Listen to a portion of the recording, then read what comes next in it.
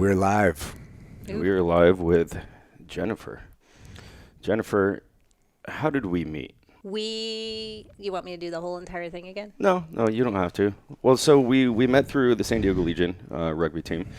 In a roundabout way, yeah. So I work for San Diego Legion Rugby, and I wanted Ian Ertnowski, the t-shirt company in Coronado, to be one of our sponsors. And I saw that you were a photographer for him. So when I reached out to him and said, hey, you want to be a sponsor? And we did this whole photo shoot on the beach. And then Nick reached out to me and said, excuse me, I'm the marketing guy. Why didn't you tell me this was happening? And I said, oh, I didn't know. But by the way, would you like to be a photographer for Legion? I'll pay you. And so we met the first time at a Legion game. Yeah. Well, paying always helps. I know. Well, and I got a massive crash course in rugby, which is, it's a great way to break things up. And rugby's cool, man. I have a small rugby story from my youth childhood. I think I sent it to you in that email when we got introduced. Or maybe there's somebody else on the team. But when I was a kid, my dad wasn't around when I was a kid, but my best friend's dad was. He was more of a father than me my own dad was growing up. So I was like 13, 14 years old. And he was a coach for the national champions in the Old Boys League. So we're up in Santa Rosa, and you don't know anything at 13, it's just like this kind of life. I didn't know how crazy it was until I was telling the story later. I'm like, it's kind of a lot for 13 years old, So we're cruising down the RV to their, what do you call it? The big Santa Barbara, this big event. They've got like the national championship going on there. And they party, they do all the crazy stuff. And then all the rugby shenanigans come out at the end. And I didn't realize, like, team guys party hard. Man, rugby players party fucking hard, dude. This guy partied so hard. I came out of the tent. We're sleeping there. And my buddy's dad is in a Congo line with all dudes. They had no pants on. They're all Porky Pigging it with just t-shirts on and no pants. And they got their hands, no chicks in sight, dude. All their hands, because they tried to buy hookers and cocaine, but the guy they sent ended up getting some nasty hookers and spent all the money on cocaine. So like, just get out of here. We'll just use the cocaine. So they're dancing around a Congo line with no pants, just singing rugby songs, chanting around the barbecue. And then my buddy's dad, Peter, looks over at us and my buddy Colby, and he's like, oh my God, my son and his friends are seeing me dance around with my dong out. So he doesn't know what to do and he can't find his shorts. So he goes to the barbecue and that's tinfoil and makes himself a tinfoil diaper and then just keeps congoing. It was perfect. I was like 13. I was like, man, all right, I guess this is what adults do. Sounds good. So that begs the question, does the Legion rugby team, do they party? Because I feel like all the guys are relatively quick to get out of events and just kind of go back to their man caves with all the other, teammates that they're roommates with. They throw down twice a year, twice in the season. The first time is before the season starts, and it's ridiculous. Nobody's invited but the team, but they'll tell you stories later. Yeah. And then it's really not that big of a deal. We've all seen worse. From the stories they've told me, I'm like, oh, okay. Yeah. And then the second time is at the very end of the season. They'll pull an all-nighter. But for the most part, some of the players are banned from drinking during the season, especially if they've had a concussion. All right, so I know we got a whole list of stories I'm excited to get into, but we do want to set some context for it too. And I think a lot of context to be held in the reasons why you chose to go down the path. You just lived a lot of life, and the reasons why those decisions were formed. Like as a kid, like growing up, was there anything happened or you're like, hey, you saw something, or like, yeah, I want to go down this path as a protector or the medical path for a specific reason, or what was the goal with everything? So I was born and raised in Florida, and I turned 18, and I don't tell everybody this story, so this is one of the first times you're ever going to hear this. Secret story, exclusive.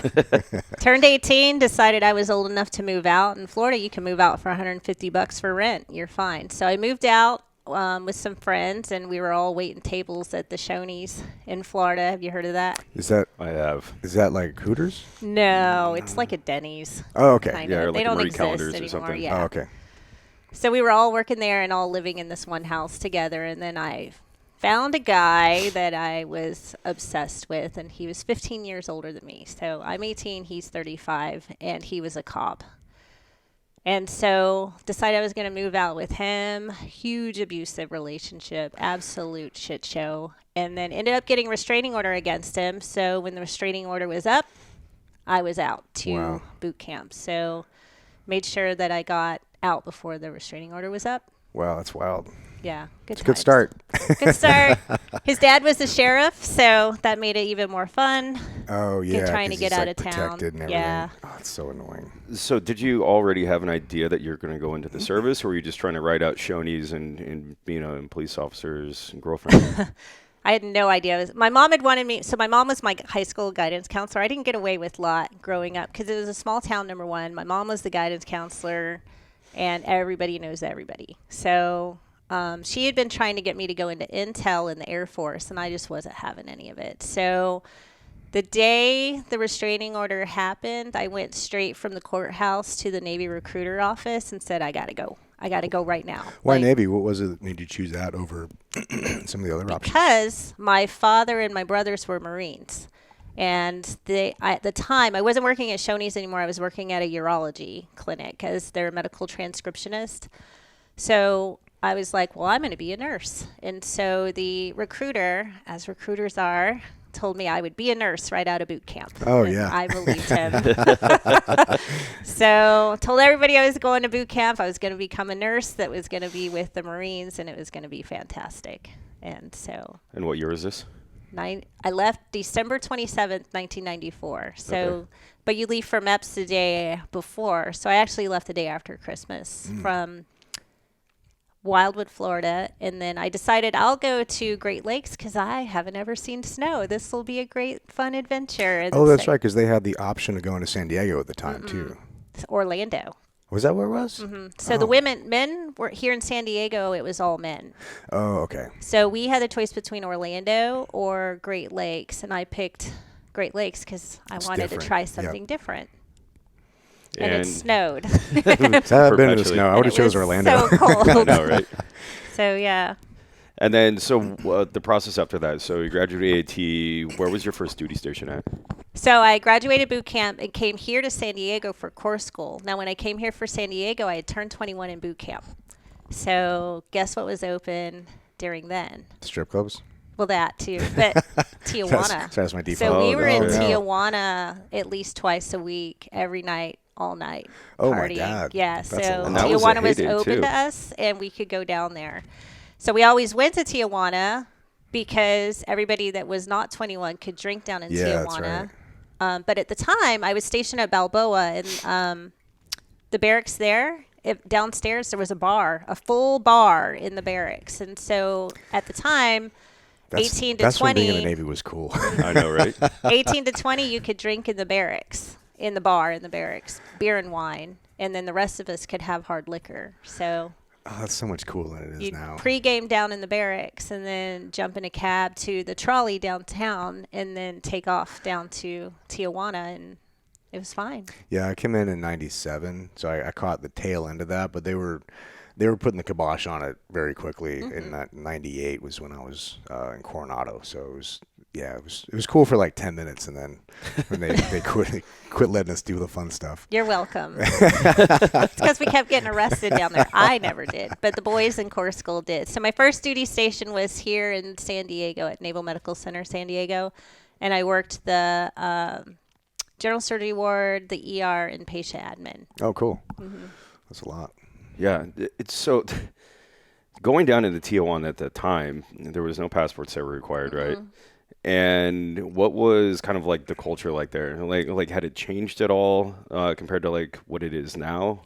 I honestly don't know what it is now. I haven't been down there since '97. You probably had I your will fill. not go back without somebody who's from there. Yeah, I 'Cause- don't go back either. But when we were down there, it was a big tourist trap. Like, it was totally cool. They had the donkeys out there. You could, like, get your picture made with the donkeys. Hard Rock Cafe was open. They had the vendors. They had the Chicklet kids. I remember Papas and Beer used to have these foam. Oh, they pit still do. tools. There's like 5 feet of foam. They Oh, still yeah. do. Like, dude, you get lost in that thing. Well, yeah, and it's pretty bad too now because I've heard like horror stories of teenage girls going down there or 20-something-year-olds, and you have this foam pit, but then you also have everybody around you, so now they're getting groped. and you have yeah. no idea, who it is, but also the level of pickpocketing that's going on, and purses and phones and Yeah. wallets. Like, it's just a haven for it. And like, what are you gonna do? It's not like you can check the cameras. Yeah, that's not fun anymore. No, it's a shit show. And back when I was living down there, I would drive through Rosarito to like go to a restaurant, or maybe down south to Ensenada. And I've never seen more like 20-something-year-old women just throwing up in the middle of the street. Like, it was just lines of them just like yakking up the Cheap worst tequila, shit. dude. Because it's just absolutely forced down their throat. Everyone's taking Yes. shots of tequila. Shots at the poppers. Did they do that when you went down there? They blow the whistle and everybody throws their head backs, and you're just like, Yep, and they're just going with the cheapest shit possible. And Senor Frogs. yeah, Oh, yeah. Senor Frogs ended up burning down. So now it's just Papas and Beers, which I have probably strong inclination to think that Papas and Beer has something to do with Senor Frogs burning down. Yeah, that sounds about right. Yeah, Yeah. competition.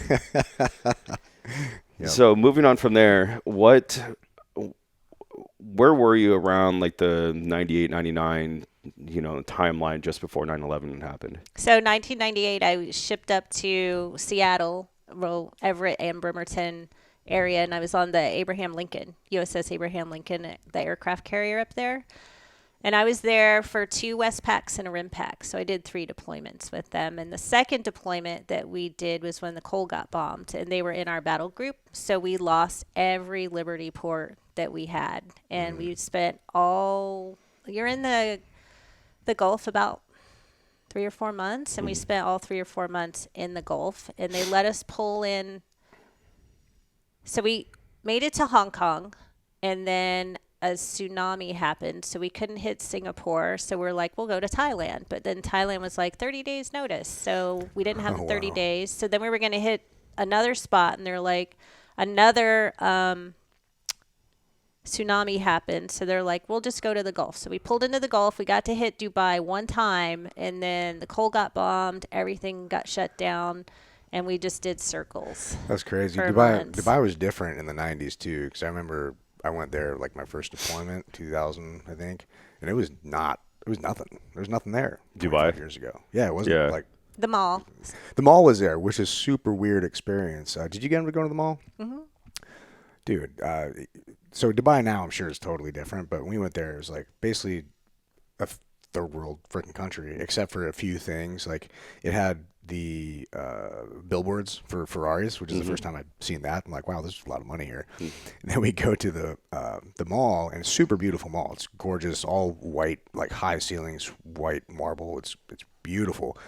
But did you ever go to the bathroom in there? Oh, yeah.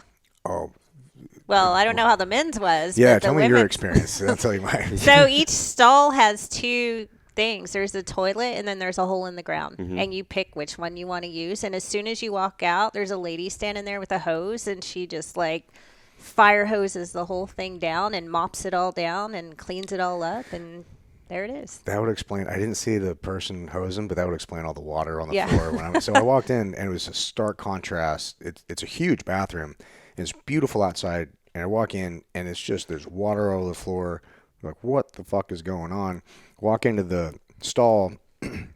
They had a full bathroom toilet there, but they also had the little like third world coffee cup with floaties in it with water. Oh, yeah. And they had the little like garden hose thing with the sprayer because it's high class. They have the sprayer. Yeah. And a completely untouched roll of toilet paper. Oh, yeah. was Oh, I so forgot gross. about the bidets. Oh, yeah. Well, that there's- are attached to the walls. Yeah, too. they've got, but there's like 3 levels. There's like, I guess the high class where you've got the bidet and then you use the pressure hose and everything's fine. And then you've got, I guess, the more primitive where people are just used to having this cup of recycled poop Shit water. Yeah. Where people, it's only the left hand. People don't know the Yeah. culture. It's only the left hand. There's a reason is people understand the culture of Middle Eastern is like, oh, it's bad to wave with the left hand. It's bad to do anything with the left hand, but they don't know why. It's because it's full of shit. Yeah. Literally, because you wipe your ass with your hand. That's why they don't do anything else with their left hand. And even if you wipe your ass with your hand, and even though toilet paper is there, even though there's the bidet spray there, there's still a bunch of people that choose to recycle the poop water in the floaties, and that's just how they operate. And it's so disgusting. That's where my life philosophy after that trip was like, if your culture is not if your culture is not evolved past wiping your ass with your own hand, you don't deserve the seat at the table with anything. Like, fuck you and fuck your whole culture. Yeah, I mean, I get it, but I think that kind of bleeds into, you had a whole lot of cultural significance with regards to your job when you were in the military, right? Like, you were working with a lot of the foreign national women. Yeah. So I was on the Lincoln until April of 2001, and then 9/11 happened. At that time, I was at Parris Island, in the Marine Corps boot camp. So that's where I was there when 9/11 happened. And then real fast, ended up with a set of twins, and then went to field med service school. So I'm an FMF corpsman. Then I went with the Marines, and then that was my first trip to Iraq, where I wasn't the first one to start the Lioness program. I was the second. So the girl that was before me, because, when the war first started, it was mostly men over there. So when they started sending females over, they still stayed on base. But the group that was before me started going out into the villages just before I got there. And then once I got there, I was out in the villages once a week. So what was 9/11 like domestically when it happened for you at Parris Island? It was very interesting because the group so I was in processing at that time. So they would send in the recruits to get all their shots and their blood draw and their screenings and everything. And the group that was there had just come from New York.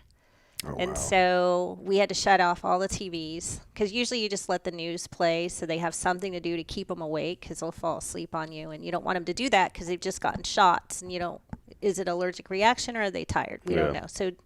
So we had to shut off the TVs, and then we had to bring the drill instructors in to talk to them. And that's pretty much all I remember, because then we all flocked to the back to the TVs to see what was going on. And then just everybody panicking, like, am I leaving? Am I staying? Who's going? Who's not? And so. Yeah, they thought they were in a no conflict military service time. They're just like, fuck yeah, it's going to stretch out. This is going to be an easy 4 years. Get Surprise, my GI Bill. motherfuckers. You got to go right back through RFI and issue again. And they're like, no, now you're getting body armor, buddy.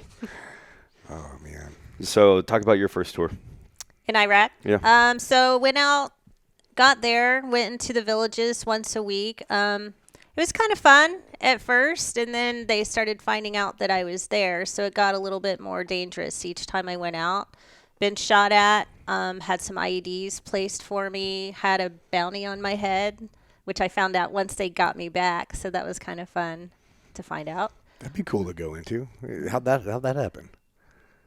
What do you mean? How'd that happen? Like, how did they find out about you and, like, why? So we were parked on the side of the road for like 3 hours, and I'm like, what is going on? And so one of the Marines came back. He's like, Doc, there's some IEDs up ahead.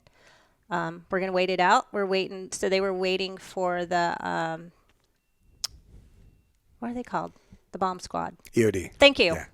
Sorry. The bomb They're dudes. waiting for the bomb squad. No, they're waiting for EOD to come clear it. So they came and cleared it. And we pushed on a little bit more, and then we had to stop again. So what should have been a 30-minute ride home was almost well into the night, that we almost had to pull over at one of the fobs to spend the night, but they finally got us home. So we got home, and I went straight to, we had the Chews, my trailer, went in, took a shower, because you're just disgusting. You're peed on all day by the kids. You're spit on by the women. It's just absolutely disgusting. So took a shower, went to bed, got up to go brief the CEO of the thing, and he's sitting there with this top secret thing, and he's like, hey, you want to know why you were out all day? And I'm like, well, yes, I do. And so he's like, there's a bounty on your head. I'm not letting you go again. And I'm like, but it's all I have. There's nothing else to do here. I'm just sitting around doing nothing. And so he let me go again because they brought in team guys to snipe for me, or sniper, or whatever. How did you get the bounty on there? They were just pissed that you were helping the women and children? They did not want me there helping women and children, because when I showed up, the female intel team showed up too, and they were getting intel from the women of what was going on in the villages.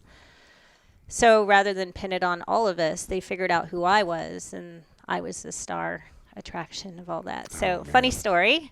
My second Iraq tour, I showed up to Shark Base wearing a shirt that said "kind of a big deal," and Perfect. Commander, oh man, I forget his name. I'll remember it in just a minute. As soon as I say it, Bolong. Commander Bolong was the CO, and Master Chief Culpepper was the CMC of Team 5 at the time. And they're like, who the fuck is this chick showing up like this? And so finally they sat down and I explained the whole story before and then showed them, like, because the internet was up. So I'd just type in my name and be like, look. And so, so yeah, that's how I introduced myself to Team 5. A little too cocky. But no, the little shirt says main character on it, you know? Main character. Yeah, so for a lot of the audience that doesn't know, the use of women in roles of whether it be the Lioness program or FET teams, which is a female engagement team, is because whenever you're doing missions, operations, raids, you would always segregate the women from the men, and the men are not allowed to speak to the women. And, hearts and minds kind of being a big deal, and also trying to garner as much information out of them that you can. Women are a byproduct of all these conversations that are being had, but they're never talked to. So they're a plethora of information, which is why, people like yourself were thrown into the mix of regular combat operations in order to extrapolate information out of the women that we can, which is another reason why they want you dead. Yep. So, yeah. Here I am. Yeah. So, what was that kind of like process like? Like, was it direct action missions that you would go on, or a presence patrol, and then once the women got segregated, then you would have your own interpreter and kind of start talking to them? Yeah. So they would clear the area the day before, and have the fob that was closest there would be the one that cleared the area, and then I would roll in with our convoy, and then we'd get out and head straight into the building. And then once we got into the building, then my security team that was all female Marines would like pat down the women and the children. And then I did have an interpreter that she was Palestinian. And so we would have some great conversations. But they thought she was Lebanese, so that's how she was able to not get killed herself. Yeah. They did not like her once they found out where she was from. So I thought, they not like the Palestinians? No one in the Middle East likes Palestinians. I guess that's why I'm not Middle letting them in, Easterns. Yeah. Which is, that kind of goes into modern day. It's like, no one wants them. Kuwait, Abu Dhabi, Qatar, Iraq, they're like, no, fuck them. That would explain why they're blocking all the walls and we're like, nope, No. these motherfuckers are there. Yeah, like keep them over there. Yeah. Oh, man. Yeah, so I had my own interpreter, and she lived pretty much right next door to me. So we spent a lot of time together so I could teach her American things, and she understood. And Was then she would vetted by the CIA, or was she just kind of I don't minimal know. background check? Probably minimal at that time. They didn't care. As long So as were you working in tandem with the CIA at this point? Or No, was just Marines. Okay, that's And then they cool. brought in SEALs to help cover for me. And so then you were passing off this intelligence and information to battalion to kind of do with So what they they brought wanted. in a whole Marine Corps intelligence group. So if the CIA was there, I didn't know about it. So And as what far year as was I this? knew, I was just with Marines, but they could have been, I suppose. I don't know. 2007 and 8. Okay. Yeah. And what part of Iraq? Well, we were in Al Taqadim, but Fallujah was right next door. Yeah. Oh, TQ. I've flown out of there a lot. God, I hate that place. So what kind of crazy ass stories do you have either coming out of the first tour or the second tour? And 7 and 8 was, it was still, pretty fun. And then also as a byproduct of that, you're with, an entire, female Marine kind of detachment, and then also, the male Marines. Is there anything in particular in there that stands out? I went to Captain's Mast during that tour. Oh, all Yeah. right, before. Wearing wrong T-shirts. yeah. Now, the first tour, I went to Captain's Mast. The second one, I did fine with. But no, I got into a bit of a little scuffle with a doctor. And essentially what happened was I treated a patient who was having abdominal pain with Percocet. And I didn't know at the time you can't give abdominal pain narcotics. And so everything that I had done that night, if you've ever met me, you know I don't do anything without double checking with somebody first. I'm not a rogue kind of person. So the doctor that was on duty, I had told him everything that was going on. and explained all of the situation about this patient. And he's like, yeah, do it. So I did it, and she had allergic reaction to it. And then rather than him take, like I told her to, all of a sudden it became a whole he said, she said. I never told her that. Oh, what a turd. She did it on her own. And then I'm an arguer. I will argue right back with you. I'll say, sir, but I will argue right back. And so he felt I was being disrespectful. We had a physician assistant that was with us at the time, too, that would just, like, kind of fuck with me because I don't know if it was, I don't want to say it's a jealousy thing or whatever, but I was getting more attention than any of the doctors were, and they didn't seem to like that. We went out one time, and this physician assistant, so that's right when M4s got issued to the Marines, but we all had M16s. So an M16 comes up to like here on me. Yeah, it's a long But an gun. M4 is a lot smaller. And so I had traded my M4 for the M16, and he felt since he was an officer, he should have the M4 and made me take his. Oh, wait, so opposite. You traded your M16 for the M4. Right, Okay, with the got it. Marine Armory. Okay. And so he threw this big old fit and basically pulled rank on me and made me switch guns with him. Because what's he gonna? Is he gonna shoot people as a doctor? No, No. dude, and I've seen this before, right? Because in snipers, we'd always have pistols, right? And so all of a sudden, we had to turn our pistols back in because when we were on base, we had to carry our guns everywhere we'd go. Well, the officers didn't want to carry rifles. They just wanted like a hip, like side holster pistol. So they took all the pistols from recon so that way the officers didn't have to carry their guns all the way to the fucking chow hall.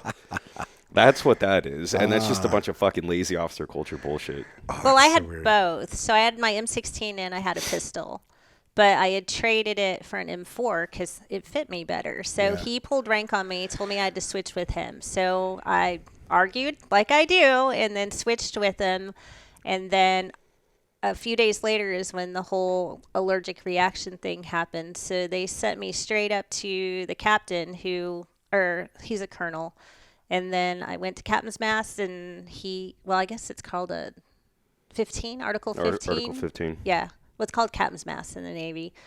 So I stood there, and my punishment was I had to do extra training. So I didn't get any like 45.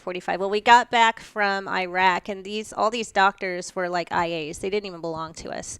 So once they left, the CO called in me and my chief, who was a total douchebag too. And the chief didn't have my back on anything. Like, he was just disgruntled employee the whole entire time because his wife was probably cheating on him back home. So the CO calls us both in, and he's like, you're going to rip up all that paperwork we did. I don't agree with anything that happened. I only did that to shut these guys up so they would go. And so the chief's like, That's cool. aye, sir. The chief submitted all my paperwork to the chief's board, and I never got past E6. Oh, because he didn't do. He didn't do what he was told to do. He submitted everything to the board, and What a that's turd. how I'm still an E6. I'm a retired E6. Oh my God. Sounds about right. Oh man. So we got a ton of stories. And you got. I know we were talking before we started recording about your wedding story. There's a thumb story, but I'm curious because your husband's a team guy too. Where did you guys meet? The most romantic city in the world, Ramadi, Iraq, at Shark Base. The very first time I met him, he had walked out of medical, and I'm like, who is this douchebag? Like, he had one of those mustaches that came down too far, just totally out of regs. And he was just, like, looking down at me, and I'm like, I don't like this guy at all. Well, he had just got done with captain's mast, too. So his punishment was to come out of the platoon and go to medical, and he had to spend the whole entire deployment in medical since he's a wow. corpsman by trade. And so I just wasn't having any of it. And so they sent me out on they were trying to start up the Lioness program or the female engagement team again. So they sent me out so that I could show everybody how it's done because I'm kind of a big deal, right? So we get out there, but they sent me with the Army, and the whole thing was just a shit show. So I'm like, I'm never Thanks, doing Nick. this again. I mean, we didn't want her there. No, they pulled us us right into the middle of the city, got us all out of the trucks, and we're all just standing around waiting for our briefing as if we're not going to get shot by anybody that just happens to be. Probably my unit. What year was this? 2010. Oh, no, I was long gone. Yeah. Okay. So I'm like pacing back and forth, and I'm like, why are we just standing in the middle of the city? This is stupid. So I'm finally like, I'm getting back in the truck. I'm not going to sit here. I don't know if you remember, but the female corpsman that had gotten shot with Team 7, I think, or maybe 3 in Shark Base, she had gotten shot too. So I'm like, well, I'm not just going to stand here and take that. So I got back in the truck. I'm like, well, at least they're just going to blow me up. I'm not going to get shot. So we get back to base, and I tell Commander Bolong, I'm like, I'm not ever going out there with them again. If you want me out there, I'll listen to what you say and I'll go, but you're sending a team guy with me. I am not going by myself. And he's like, was it that bad? And I'm like, yeah. And so he's like, then you're not going at all. I'm not sending anybody out there with the Army. So I never went out again. And then the next time I went outside the wire, my husband was leading the way, and it was him and another team guy who's still active duty as well. And what we did was we went across the Euphrates River because we had to go pick up warrants for some people that they were going to go after later that night. So I went to go get in the boat, and was fucking around, and I fell in the Euphrates. And so full kit, everything, That's soaking why we wet. didn't want to bring him. He was messing with the boat. I don't know. It was those inflatable ones. He was doing something. As soon as I stepped on it, the boat went that way, and I went that way. So now I'm crossing the Euphrates in the middle of the winter. I'm wet. I'm cold, and we're going to get warrants. It gets cold out there. It does. Fucking and so we get across the river, and I'm just mad. Like, I'm so mad at you. And so have you been to Shark Base? No, I've never been. So to so you get across the river, and then you have to climb a fence there's no opening in the fence. You have to climb the fence in kit to get to the courthouse where the judge is. Oh, wow. And so we get in there, and we come around the building, and I'm coming around the building, and there's like 3 detainees like on their knees. They've got sheets over their head. They're hogtied literally, and they're just getting the shit beat out of them. And you just got to keep walking like, I didn't see anything. So we get inside, and I'm like, what's going on? So we get inside, and we sit down with the judge. And have you ever gone to get a warrant? No. Anywhere? No. So you sit down with the judge, and you have to schmooze them a little bit, and they bring out tea service, and it's a whole thing. If you ever had Iraqi tea. Oh, so this is a warrant from the Iraqi guys? Yeah, so the Iraqis were giving us their warrants, and Okay. we were going to get the bad guys. Okay. I think this is the one, I could be wrong, but I think this warrant was for whoever went after Michael Mansour. Oh, cool. So I think that's who we were going after that time. We went in, and we sat, we're doing tea service. If you're ever in Iraq and they give you tea service, politely declined, because what they're bringing you is not clean, it's not washed, and there's they're using water from the river, essentially. You're going to leave there with a very upset tummy. Figured that out right first time. Another reason. We just got strong guts, and they put enough sugar in there to probably kill whatever else. So it's like a shot glass of tea, but this much of it is sugar. Well, if they treat their tea service like they treat their bathrooms, then I'm not surprised. So don't do that. Just say, no, I'm good. I had some earlier. Yeah. It's really good tea if you can get it right, but don't do it if men are serving, because absolutely not. Men usually fuck things up. So yeah. But to go back to that deployment, that's my 2010 deployment. When I arrived there, I was supposed to be handling the women's prison there. So they had brought me in to help out with the women's prison.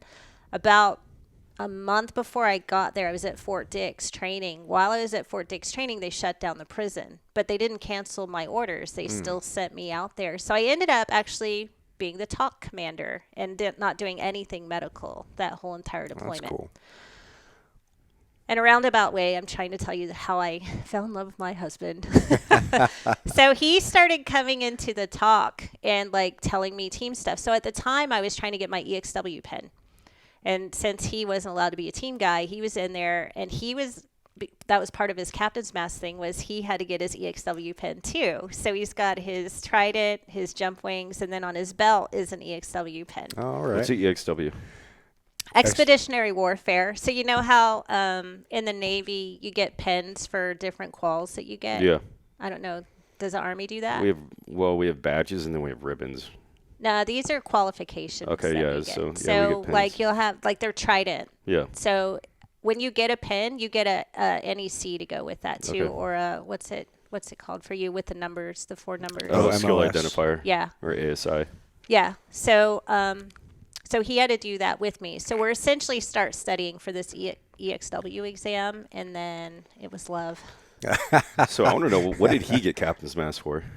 He got captain's mast for, I think he didn't show up for some sort of an evolution or training.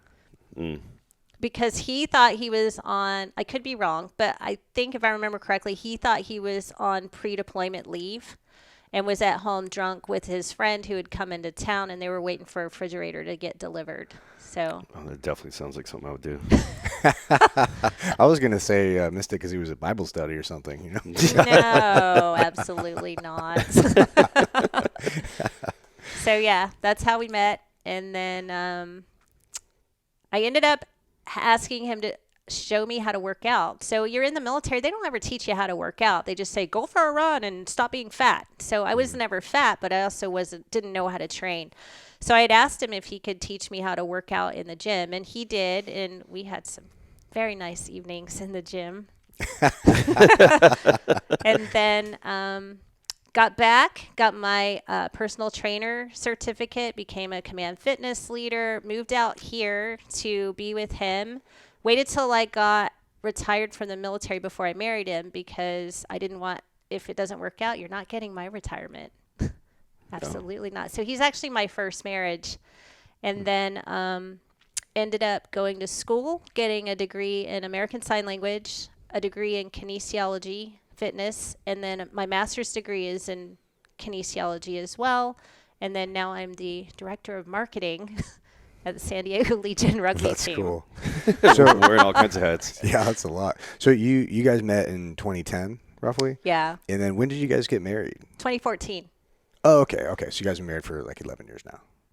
11 years this year. So it's Cool. November. So I got out. So I actually did marry him a month before I retired, but I was on terminal leave because I'm like, what's a month? You can have a month. Yeah, that's true. That was fine. Yeah. Did you have to beg, borrow, and plead did you have to transfer duty stations to come out here to San Diego to be with them? No, in the Navy, if you don't have a high NEC or a high qualification, you can pretty much go anywhere you want. So Oh. San Diego was open, so I took it. Yeah, I mean, I figured it would be. I mean, there's plenty of slots to fill around Yeah. here. That's There's for sure. a lot of medical billets around here Yeah. too. So what's the wedding story like? Are there any like romance stories, like crazy dates or? No. Well, no, not really. My husband, I love him, but I'm the fun one. Let's be very clear on that. There's a lot of team guys like that. Yeah. Yeah. So a lot of stuff that happens to me, like crazy stuff happens to me. The craziest things will happen. I will go and have drinks with somebody and then end up at the Admiral's house drinking with him. Like that happened just a couple months ago. Talking to the one that, like at the end of Point Loma? Mm-hmm. Oh, the one that came out to the Legion, was giving a speech? Oh, no, this is a different Admiral. Oh, okay. So, yeah. That's whole pretty different wild. Admiral. Yeah, you need that's to get cool. that I'm kind of a big deal shirt back there. Yeah. I should. Ended up at the Admiral's house. On my way home, some guy jumped off the bridge. So that was a whole crazy night because I wasn't expecting to end up there or over here. I think that actually just happened today. Did Again. it? Yeah, Nikki was coming back like right before we Such started an this. and inconsiderate way to kill yourself. It really is. I mean, on a two-lane road or a You just two-lane bridge. You're just blocking everybody's There's traffic. plenty of other bridges too. Dude, I remember they used to not block both sides; they would just block one. And I'm not gonna say I'm the cause of this, but I was with my girlfriend at the time. This is, I don't know, 20-some years ago. I was driving from Coronado to over the bridge anyway, and I'm fucking pissed. 'Cause I'm like, dude, you like shit or you're off the pot, bro. Yeah. Like you either fucking jump or don't jump, and you just sit up there and like just contemplate life. Like fuck you, dude. Do it Yeah. at home. You're inconveniencing everybody because you can't figure out life. Like Right. fuck off. So I'm just stewing, and I'm fucking pissed. So we get by the guy, and the cops are like slowing traffic on my side. I'm like, jump, you fucking pussy. That's the most team dude shit Did ever. he jump? No, and the cops just looking at me like, bro. You know what I mean? But They probably heard it all day. Well, I totally forgot that my girlfriend's mom was in the back seat. She did not agree with my stance on the situation. That's why we're no longer together. Yeah, I was like, sorry about that. Oh, that's Mrs. exactly Haney. something I would have done. But then there's also people that, there are people going through legit stuff, totally get it. But then there's also motherfuckers go up there. Just for and, attention. Yeah, this is a couple years ago. Somebody was up there on the bridge taking selfies and sending them to his ex-girlfriend and for hours, like no intention of even jumping. Oh, I'm like, God. my personal opinion on it is you should just give him 10 minutes, 5-10 minutes, and then you fucking tase him. And whichever side of the railing he falls on, it's just That's God's where it's will, supposed to be. just where it goes. Yeah. And like, hey, you gave you 10 minutes, you can't make up your mind. Like, We got need a two lasso options. team. I was thinking about that. Just some guy to come in and like lasso That would be people. funny. Yeah, but then if the guy doesn't get the proper lasso and just like gets his arm, and then the guy ends up falling off, and then his arm rips out of the socket because he's got 20 feet of rope on Yeah, the but he's thing. gonna sue you. Yeah. Then he's like, please die, please die, please die. Oh God, life is. I love life. Life is great, but it is not the be all end all of everything. Living well is way more important than just surviving. Yeah. Living. Yeah. I mean, there's checks out. Cool. All right, so this wedding story. We got to hear my about goodness. this. All right, so we went back to Athens, Georgia, where my family is living at the time. Well, they're still there. Anyway, so the first day we get there is so it's right in the middle of football season. We get married in November. There's a Georgia game this weekend, so nobody's going to come to the wedding, my aunt says. So the She's got some priorities over there. oh, there's priority. Have you not been to the East, sir? As little as possible. Yeah. Football's the priority. Is that where your husband's from? No, I'm from Florida, but my family my mom moved to Georgia when I joined the Navy because her sister lived up there. Or she still so lives up there. this is your family. The Yeah, same. it's my family in Georgia.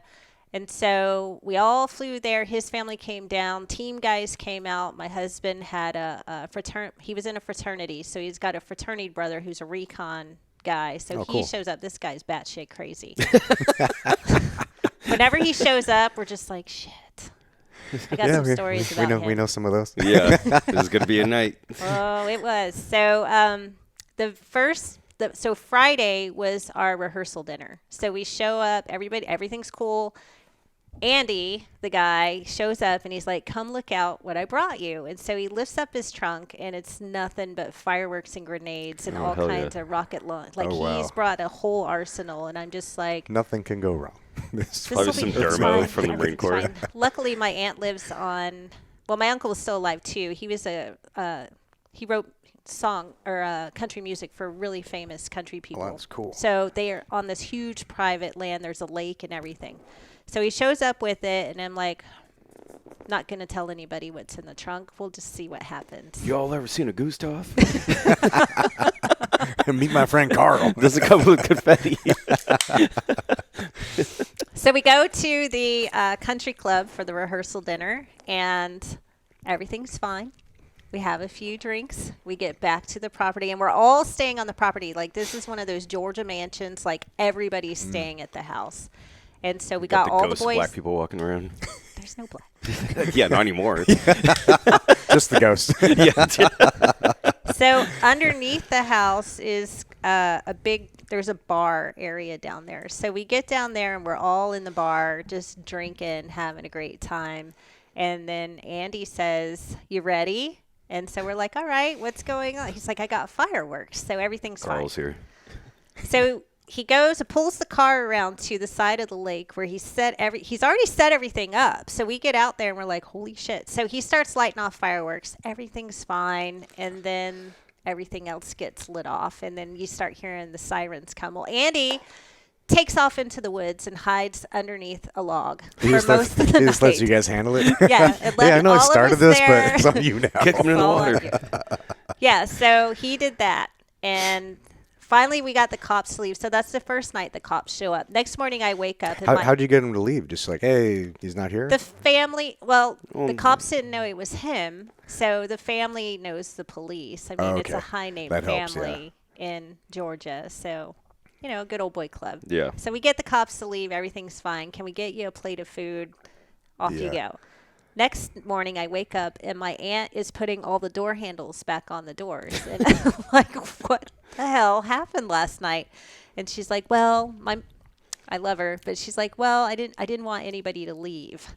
And once she got them all in the house, and I'm like, you realize there's SEALs and recon Marines here, like they're going to leave. Find a way. Find a way out. It's called a foot. They didn't. They all came in and just passed out drunk. Everything was fine. Saturday night is the football game. So everybody takes off downtown Athens, Georgia, which is a huge college town, and start a bar fight. So the cops show up for that. And How did the bar fight start? Same way any bar fight starts. Just I'm in the mood, I guess. Oh. I don't know. I wasn't there for the bar. I wasn't at that bar when the bar okay. fight started. I'm feeling it wasn't your side of the family, though.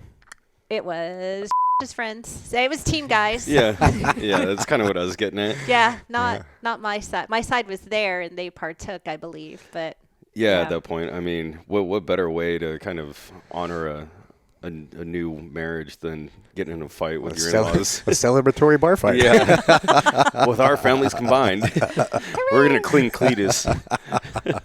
Sunday was the wedding, and all went pretty well for most of the day. And I heard that the cops got called, but I can't remember why or how because I was gone at that point, and nobody has a straight story. So, What are the stories that you've heard? just that the fireworks went off again, or another bar fight. He lit off the rest of the Yeah, fireworks. he lit off the rest of them. They can't let him go to waste. No.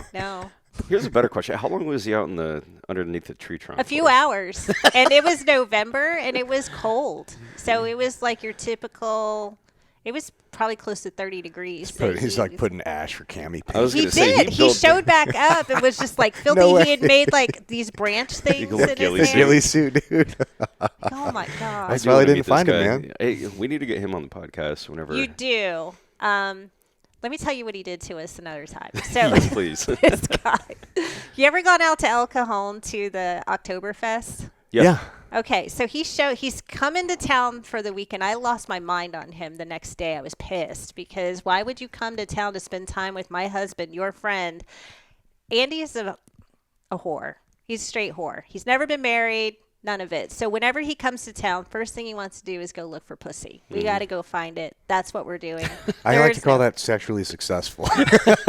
Somehow he pulls it off. And I wingman for him a couple times. So he can pull it off, but the whole thing's just, it's irritating.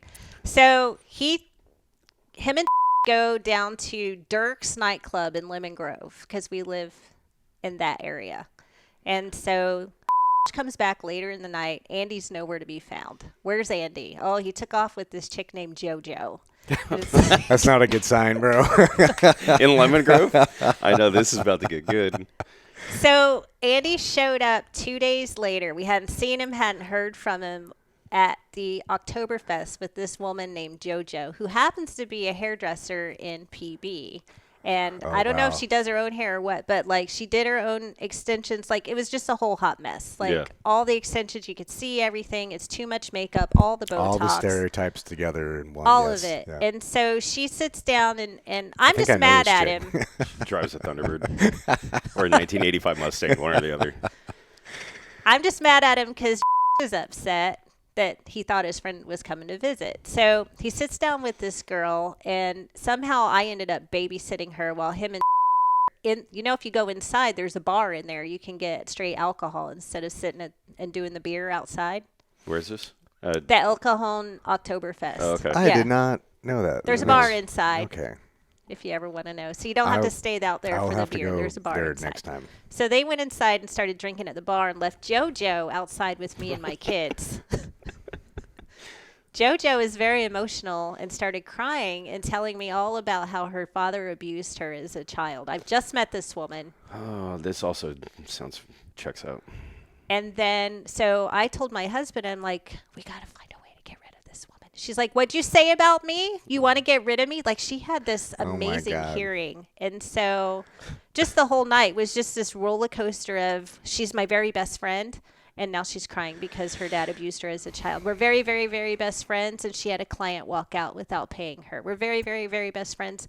Well, anyhow, I told Andy, I'm like, you're going to take her home. I don't ever want to see your fucking face again in my house. And so he showed up later that night without her, and I just went off on him. How dare you come here and tell us that you're spending time with my husband, and then all you're doing, or why did you even bother coming here? You can get pussy in your own town. That's fair. Yeah. Yeah. Yeah, very that's fair. And you're putting my husband at risk because you're trying to drag him along with you. And unnecessary drama too. Yeah, Like, very unnecessary. I've let my dick make way too many decisions in my life. In fact, most of my decisions were ruled by like, why do I want a cool car? To get laid. Why do I want money? To get laid. Like that revolved around so much of my life. So I get it, but also at the same time, I think like how old was this guy this time?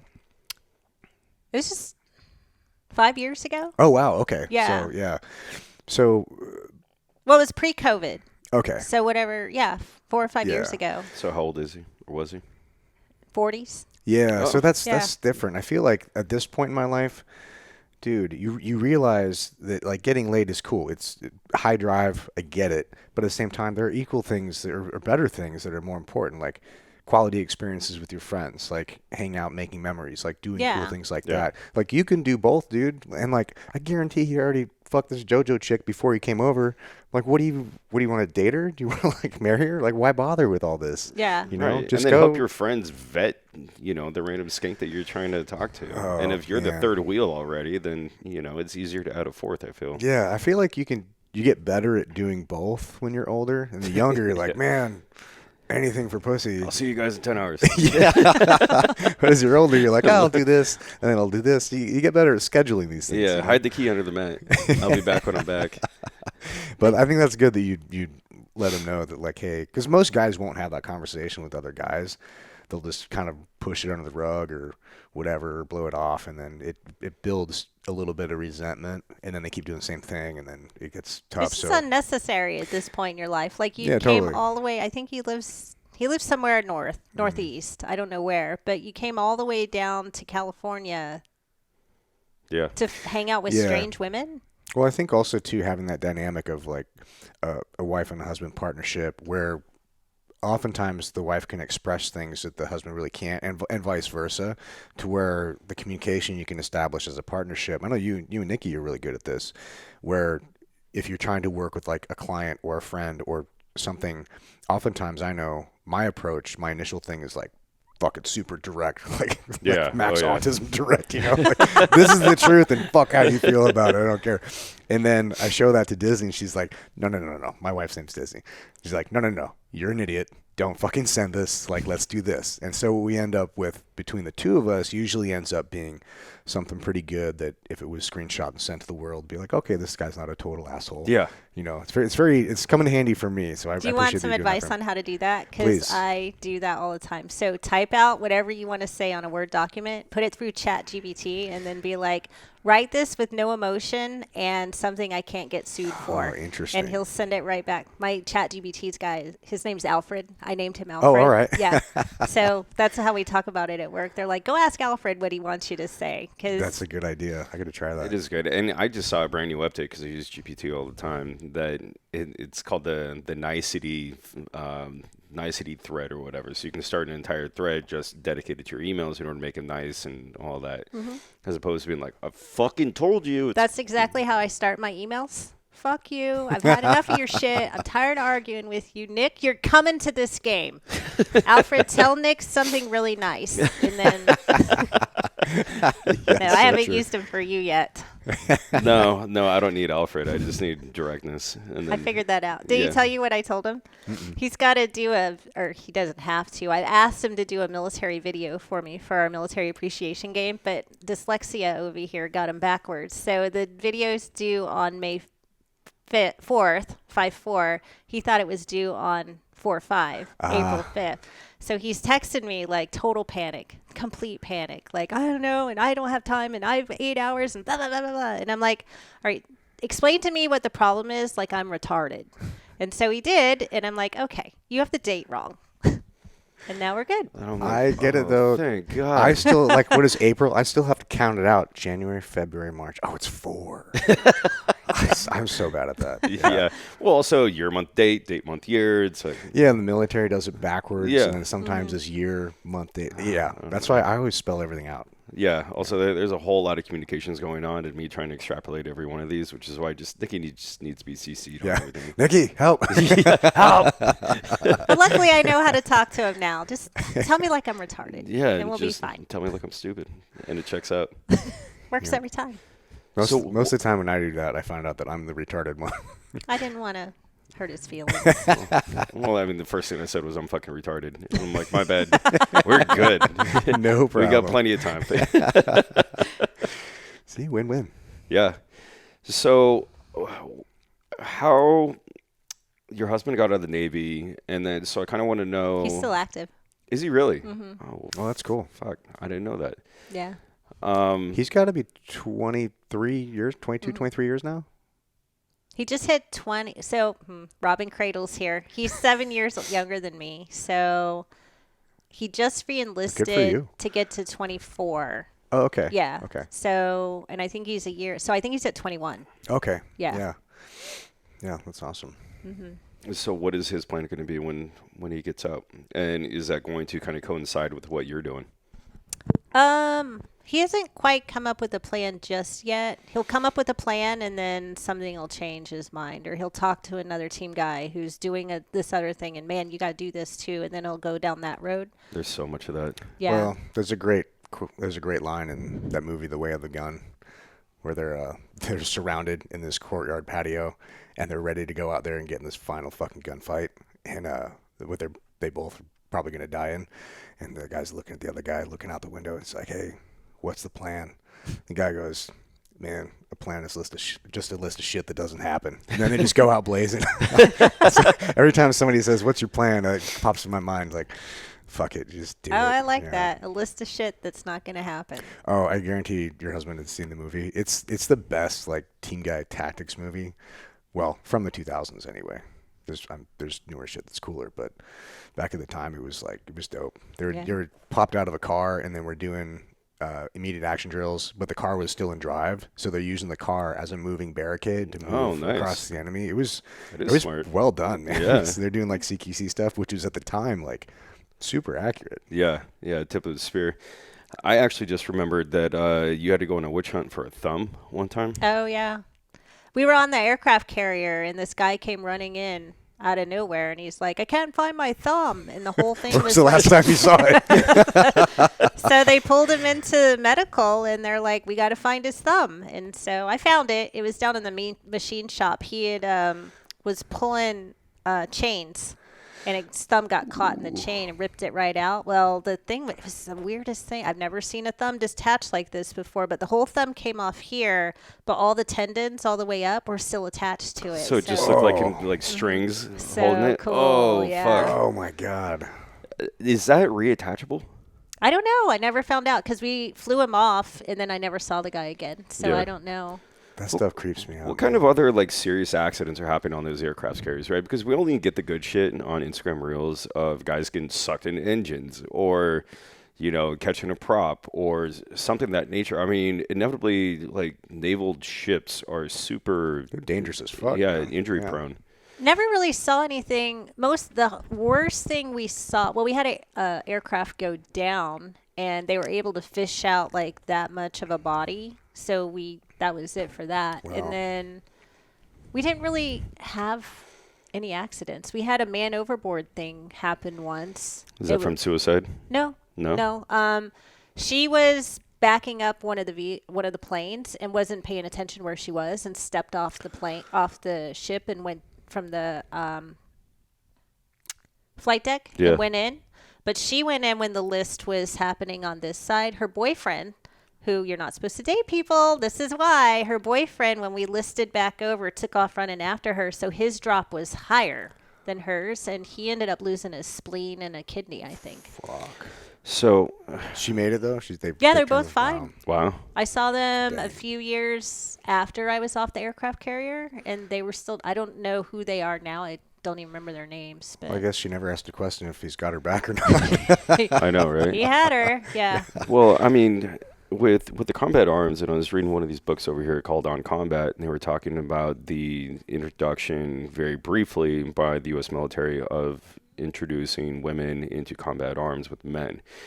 And the largest, I guess, issue that they were finding wasn't particularly capabilities, but it was because of the protective nature and then the competitive nature of men, especially in those conditions, sex deprived, testosterone, whatever, were making very poor choices in order to, defend and or protect the female that was within their unit, platoon, team, whatever that may be. And that just in and of itself is a prime example. Why would you not call man overboard? And also, what are you going to do? You're just going to jump in and fuck yourself up after. And now there's 2 people we have to get. So that was one of the larger issues that was, disclosed in the books. And one of the studies done was, why you don't date downrange and why, combined gender roles, given the MOS, is kind of frowned upon just because it hasn't worked. And I believe the Marine Corps tried it out not too long ago, probably about 15 years ago, where they were combining female infantry battalions with male infantry battalions, did hold combined arms exercises in FTXs, and there was a 40% performance drop, between the 2 of them. 40%, wow. 40%, because they're now worried about ego and bravado, so now it stops becoming about the mission and starts becoming about perception of, the females in your unit. Yeah. And it's just not tactically sound. I think a lot of people just think it's a physical fitness thing. Well, if you pass the standards, you should be able to go anywhere, but it's not like that. The culture is very different, and the culture is one of the most important things. That's what drives the culture, drives the actions, right? And the actions beget the results. And if you fuck with that, it's just for what? I mean, it makes no sense. When you could have a separate program like the Lioness program that is completely different and capable in its own right, I think that makes more sense than trying to shove a square peg in a round hole. Yeah. So have you noticed any of those issues when you were deployed of, I don't know, I guess a female being intermixed with a bunch of sexually depraved, grunts, and the dichotomy of the relationships and how that kind of changes things? Yeah. Yeah, you see it a lot. You bring in a female and men, it just gets really dramatic. Yeah. Really, really, really dramatic. The men will start fighting amongst each other, and they're all trying to get her attention, and then inevitably somebody's going to sleep with her, right? And then it's going to become this whole competition and all that, and the whole thing gets weird. I tell my husband about this all the time. If you want to go into, should women be Navy SEALs? Should women go into infantry? No, I don't think so. Can they? Yes. Should they? No. But if they do, have it be a completely different type of program. So with me, I was with the forward engagement, Lioness, and that was fine. I did my job the way I needed to. I was trained to do what I have to do. If I have to shoot somebody, I can do that too. And then the guys that were there with us were there to kind of help protect us. So it wasn't we're side by side. I don't think we should be side by side. I think that there's definitely, I tell my husband all the time, I'm like, they need not Navy SEAL females, they need otters. So we're beavers. Or beavers, yeah. So Navy beaver they team. can do all the Navy SEAL training, but you don't need to be with the guys. I feel like the G.I. Jane movie kind of showed that. She couldn't keep up. It doesn't matter what she's capable of, what she's not. She couldn't pull herself out of the water on the boat. We can't let things fall behind because someone can't keep up.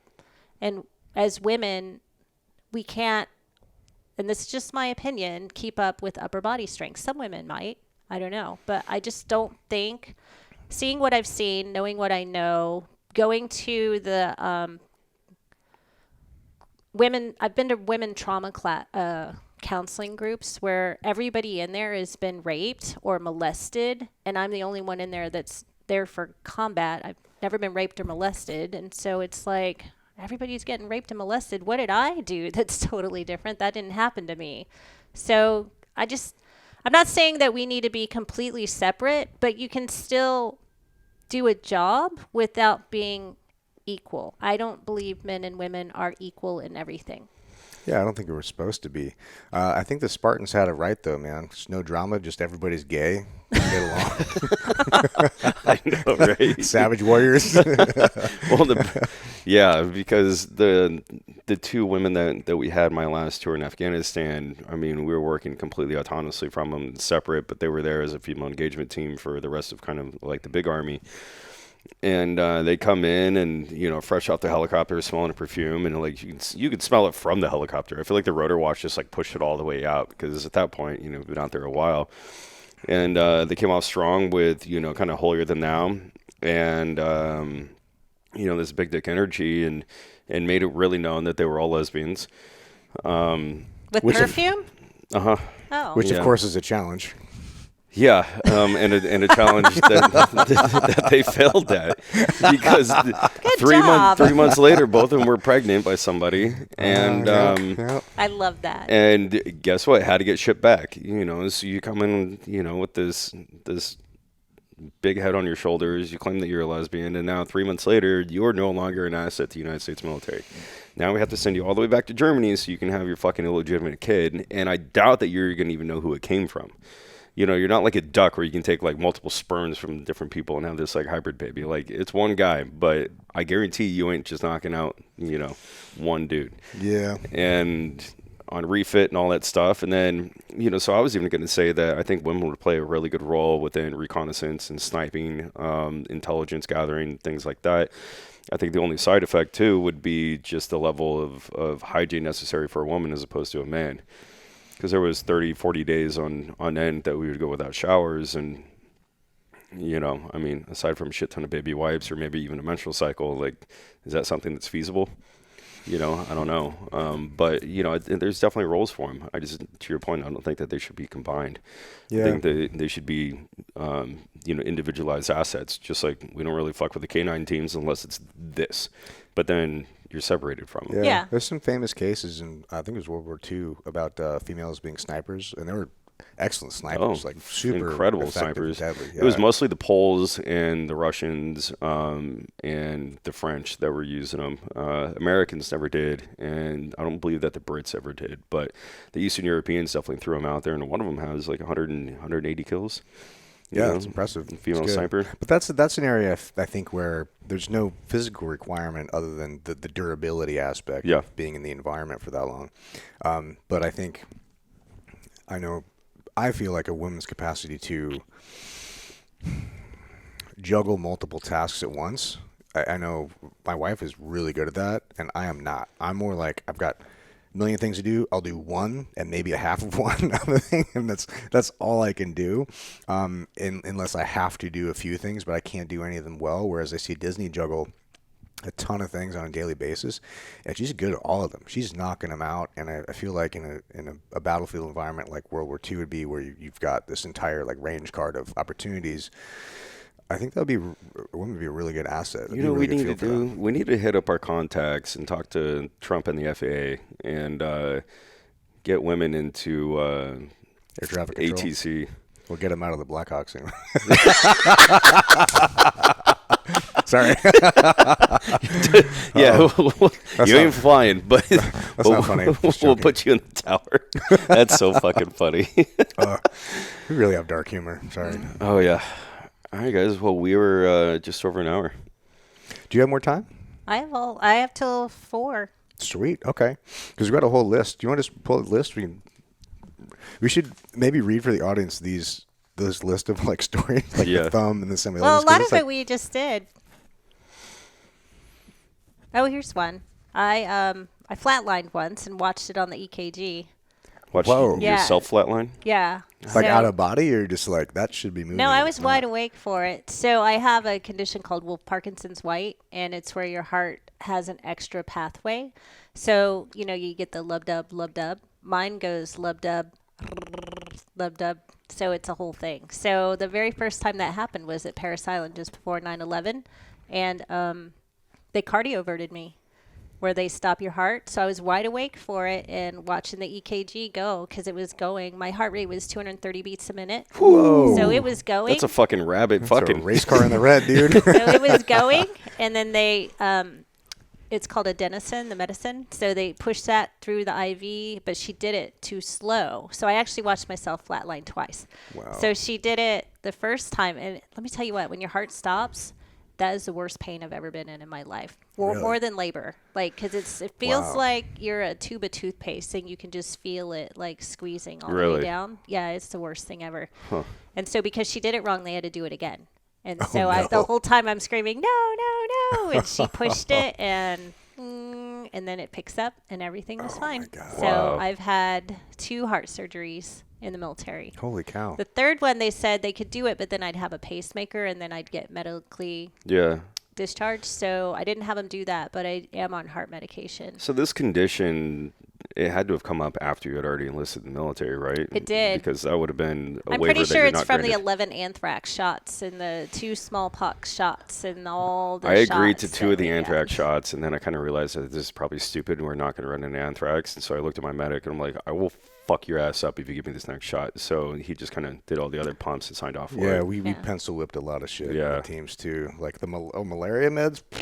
Those things made me blind. Like Jeez. I was the craziest nightmares and well, dreams. And then, I just, I walked outside of my hut one day and it was just pitch white and I couldn't see anything. And I was like, Wow. section leader, like, we're doing ops. And I'm like, I'm not fucking taking these either. Like, I'm going to run the risk of malaria because it only took like 4 of the tabs. I think you take 1 a day or something like that. But Yeah, meds are no joke, man. no, well, especially the shit the military gives you. Like, they don't give a fuck. Yeah, they're untested. Like, let's try it out. Yeah, it's like You are the test. that's when COVID was happening. I'm like, oh, I've lived this. You know, this has been all the time. Yeah, I know better now. Yeah, that's exactly it. I know better now. So yeah, that was that. In the military, I'll tell you some recruit stories of what they come in with. It's kind of funny. Oh, When I was yeah. in Iraq, though, I treated a lot of Iraqis for tuberculosis, and so that was always interesting. They'd come in coughing all over me. I never got tuberculosis, but I can treat the shit out of it, and I can see it on. I'm really good at X-rays still, so I can tell you if you have pneumonia or not, and I'm good at finding stress fractures. So I was really good with that. But Marine Corps recruits they're super fun to talk to. So they come in. I called one's mom once because he wanted to go home because he couldn't find a girlfriend in boot camp. Now, What? yeah. So he came in and he was like all depressed and trying to fake some symptoms so that he could get sent home. And I'm like, what are you really here for? And he's like, my friend said if we came to boot camp, we'd get all these chicks while we were here. Well, the friend ended up getting. Was he a recruiter? No. So it was on the buddy system. Oh, yeah. And the friend ended up getting failing out of something and got put back a platoon. So the one friend was going through it by himself now, big mad, because he thought when they got to boot camp that they were going to get to date all these chicks at boot camp and find their wives or whatever. So I think they have mixed divisions now, don't they? They 'Cause they didn't when do. I went through. they didn't. At MCRD, they didn't mix until recently. Okay. Now, when I went through boot camp, you had your female companies and your male companies, but then they would mix us for like evolutions. But we didn't sleep together or anything like that. But we were brother and sister companies. Yeah, I didn't see a chick for 3 months. And where was that? What's the one? Michigan? His boot camp? Great Lakes. Great Lakes. Yeah. Yeah. I had another one come in, and he was so excited to show me this heat rash that he had, and it was herpes. So, Why was he excited about it? because he had never been to South Carolina. If you've ever been there, it's super hot and humid all the time. Yeah. And there's bugs everywhere. That's why I'm So on the he was West like, I Coast. got this heat rash. You got to see it. I've never seen anything like this. It's Go amazing. check this out, dude. It's herpes. I'm like, oh, man. Sorry to break it to you, buddy. Um, So my dad's a doctor, and he when I was growing up, he used to come home with these stories like he would never tell who it was or the specifics of it, but he'd come home sometimes and be like, "You would not believe what this motherfucker had up his butt." Yes. Yes. Watch some crazy stories about that. Toothpicks. I've Dude, pulled oh my God. toothpicks out. I've pulled out. There was this chick that came in one time, and what was she complaining of? Abdominal pain. And as an independent duty corpsman, if you don't know, I'm kind of like a physician assistant without a license. And so I did female exams. So she came in with abdominal pain. First rule for females with abdominal pain, got to take a look. She had, so I get in, right? And I'm looking and I'm like, what the fuck is that? And so I had a doctor that it was a brand new doctor who'd never done one before. So she's standing behind me. I'm trying to teach her how to do a Pap smear? Yeah. Well, not a pap Well, smear. yeah, you're not vaginal smearing. exam. Spelunking. And Yeah. so I'm like, you want to take a look at that? And she looks, and I swear to God, I thought it was a mouse. Like there was a tail and everything. It was her tampon that had been there for the last 3 months. And I had to have her name off all the men that she had slept with because she also had chlamydia. So in the last 3 months since she put this tampon in, so I had to pull that out. And let me tell you what, if you ever pull Biohazard, out dude. one of those, just clear the building for the rest of the day because it's a whole dead body coming out. Oh my It's God. awful. Oh, The worst thing. So I pulled those out. I pulled teeth. I've Wait. Okay, so teeth from a head. yes. Okay. But that's right. We're talking I was about. like, that'd be a different story. can you imagine? I wouldn't doubt it in the How'd South, those though. get up there? We were in Yuma, There's some Arizona dentures. Yuma, Arizona for our 30-day workup before we went to Iraq for the first time, and we had this little Marine cook, oh man, he was missing teeth, and so before we deployed, he went to dental and they gave him a whole set of teeth. He took his teeth, like they did implants and everything, took his teeth, went to the nudie bar across the street and found a girl, slept with her. And it was love. You just couldn't tell him anything different. And so he came back and he had all the STDs. So I treated him. I wish I remember what his name was. Can't name it anyway, but now I really want to know. So get him all treated. Everything's fine. He comes back in about a month later and he's got them all again. And I'm like, did you go back over to, what was the name of that place? It's right across the street. She told me she loved me. She did. And he fell for it. And so, yeah. I'm like, you got it. So I gave him like a big stack of condoms. I'm like, you got to start doing these. And we showed him how to use them, not on him, but like bananas. We have like wieners in medical. So we show you how to use the condoms and everything. We go out to Yuma for 30 days and he comes up and he's like, Doc, my butthole itches. And I'm like, all right, let me see it. So he bends over. You got to pull your own cheeks apart for me. I'm not doing it. And he had pinworms. He was also one of our cooks. So now I got to treat 700 Marines for pinworms in the Yuma, Arizona heat. How do you contract that? It gets under your fingernails. Okay. So And you just ingest it's it? very contagious. I thought he was so. eating ass or something. Yeah. Well, there's that. Yeah. So remember the stripper? So he had gotten it probably from the stripper. Oh, God. Yeah. So Oh, my goodness. I had to stand up in front of all these Marines and explain to them why they were about to get treated for pinworms. So how do you treat them? It's just a pill. Yeah. Yeah. Did you tell him Nuke 'em. like Private Johnny over here? Yeah. Your next turd's going to look funny, guys. So everybody was upset. We ended up sending him home from Yuma, and I never saw him again. So they got him out of, I don't know if they got him out of the Marines Just or a out dirty of that liability. Oh, God. Yeah, man. so Just he was a get him out of cook. food services anyway. food services. Maybe mechanic could be a good role for that. I think so. Yeah. I mean, especially because like the women, he's not going to fall in love with any female mechanic. I promise him that. Well, they all like. And she'll other beat the fuck chicks out of him. anyway, He so- was straight Georgia trash. Like, if you saw him, you'd be like, you've never seen a city before in your Yeah. life. Yeah. Straight from the country. It's probably right at home in That's Yuma. stripper bait, dude. That's what That they is love. stripper bait. Yeah. Taking that first and 15th paycheck. Dude, I was I was married to one stripper and I have a kid with another, so I have a little bit of experience with the strip club. That's why it's my default. Like, what was a strip club?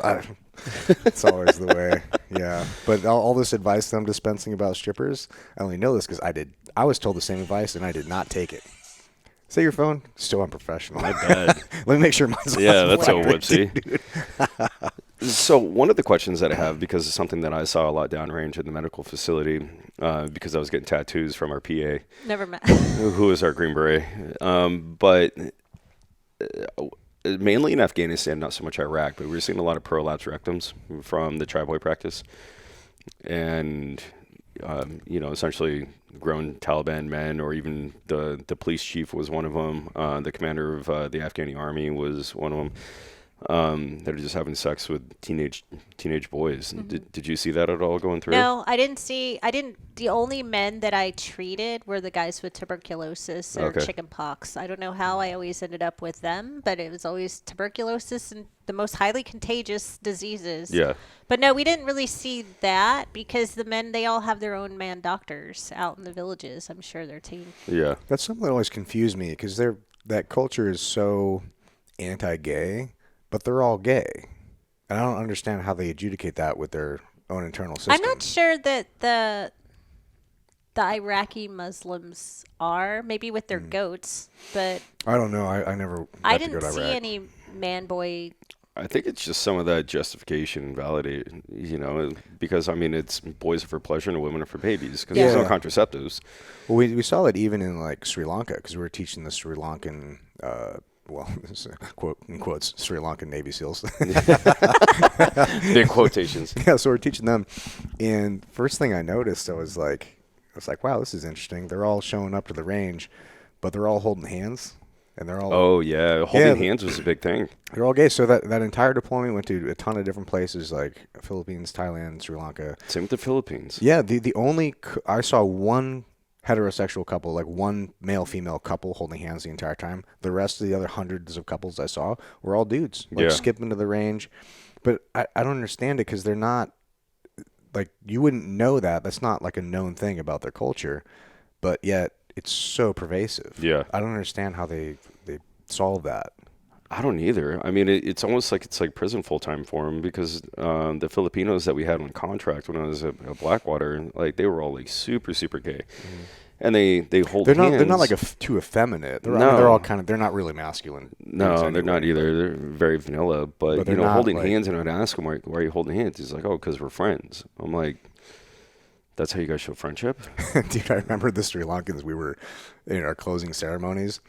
They would do this dance. They'd have this little get together, and we'd all drink the whatever their drink is. So we're getting drunk, and I hated. I'm a lot more tolerant now, if you can believe it. I'm a lot more tolerant now than I used to be.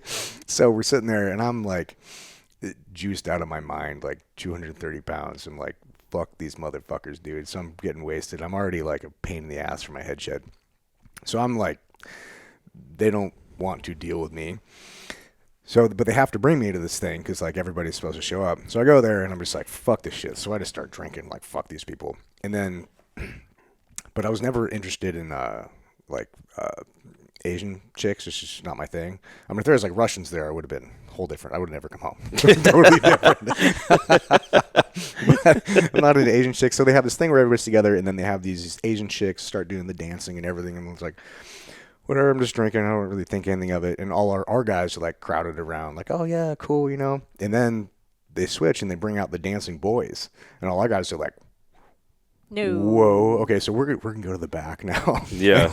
and all their Everyone guys leaves come the to front row. dude. Grabs They're all their getting- drinks and their dollars. dude, yeah, totally. And all these and then their guys, their special forces guys, were all there like watching these little boys dance. It's like 14-year-old boys. I'm like, dude, this is just weird, man. Like, Yeah. fuck this whole country, dude. Yeah. Yeah, not something I was ever a big fan of. And we would hear the radio transmissions all the time that we would intercept of, hey, send us another boy. We're done with this one. And they just got to live with it. You know, it's just a constant process. And it was the villagers that were giving them to, like, the Afghan police and Afghan army kind of had, like, their own little young prodigies that they were, like, bringing into the police force. But the Taliban would just cycle through them with whatever village that they were holed up in at any point in time. And sure as shit, we would narrow down on the grid coordinates with the radio transmissions and co-locate them, and then we'd just see a little flashlight walking up the hill to go up to like where they are. That's And what the sad. good news is we ended up getting pretty legit at it because I was JFSO certified, so I was able to like call for fires. But then we had a JTAC, and so we would pin where the light would turn off. And then as soon as the light would turn back on and they were done with them and they would send them back down the mountain, then we would just call an airstrike to that position every time. So they all got their dick wets, but Yes. now they're all like literally paying the piper. And Yes. so, Oh, yeah, that's we'd call it awesome. JDAM, 250 pounders, 500 pounders, whatever. Dude, fuck yes. That's badass. After. So what the fuck did our JTAC call this? Or we called him the rape prevention officer. So we were like, hey, where's our RPO? And they're like, who's our RPO? I'm like, I mean the JTech. And they're like, oh, I'll get him. Oh, and so wow. we'd be like, hey, like his name was Mike. And we were like, we got another one for you. And he's like, all right, put me on it. Dang. And so in the talk, like we had the balloons, and then we'd have drones and stuff. And we'd just all circle down on locations because we had one CIAS that was with us for intel. And yeah, we just bombed the fuck out of them as soon as they were done. But the granted is, like, it kind of sucked, right? We had to wait till this little boy got raped numerous times. But we didn't want to drop it on him while he was there. But also, we don't know where he's going to end. So in order to get, you know, the blessing and the call for fire, we had to actually know, like, have like a hard, like 10-digit grid. It's unfortunate, but it But also, sense. that's the last time he's got to do it. You know? And I'm sure the parents are sitting there, you know, waiting for their little boy to come off the mountain with the flashlight, and also just doosh. Yeah. And you're like, thank you, Americans. Yeah, it's the best call in a hard situation. Thankfully, I didn't. All the stuff that I saw when I was over, and I never got to go Iraq or Afghanistan, but all the stuff that I saw in the countries I was in was all consensual. It was not, and they weren't like super young. They're like 14, so like enough to like know what you're doing a little bit. Well, At least nowadays in that that's normal country. here. I mean, back in my day. Yeah, but thankfully, like we never had to make any decision like that because it was always just kind of like Yeah. it was kind of their Fuck it, culture. it's their thing. Yeah, mostly adults are like almost adults. Like, all right, whatever, it's your thing. Yeah. Yep. Yeah, it's weird. The cultures are so different, man.